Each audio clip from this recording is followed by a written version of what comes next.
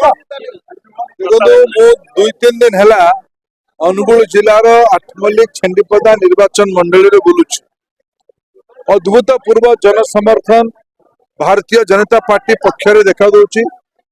प्रधानमंत्री नरेंद्र मोदी का नेतृत्व सपक्ष रे गोटे बहुत बड़ अंतस्वत अंडर करेंट एटी बहुची। विशेष करके विगत 24 वर्ष रे एटी जो बिजु जनता दल नेतृत्व रे शासन चली ता विरुद्ध लोकंकर बहुत असंतोष अच्छी।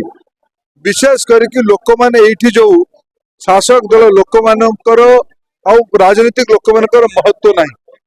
तो राजनीतिक लोक माने दल छाड़ी अन्य दल को चली जाउछंदी।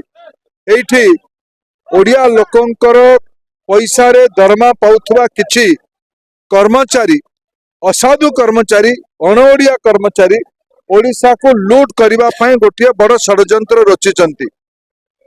ये षड्यंत्र विरुद्ध निर्वाचन हम कृतदास बनाम स्वाभिमान निर्वाचन हम ओडिया अस्मिता पई निर्वाचन हम।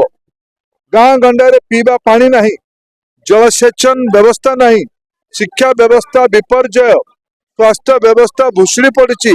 एठिकार लोक माने युवक माने गाँ छाड़ी बाहर को जाउछन काम करबा पई उत्तर शासक दल पाखे नहीं। उल्टा गालू मारुछन आमे विकास करिछु क्यों गाँव रे तो पानी नहीं।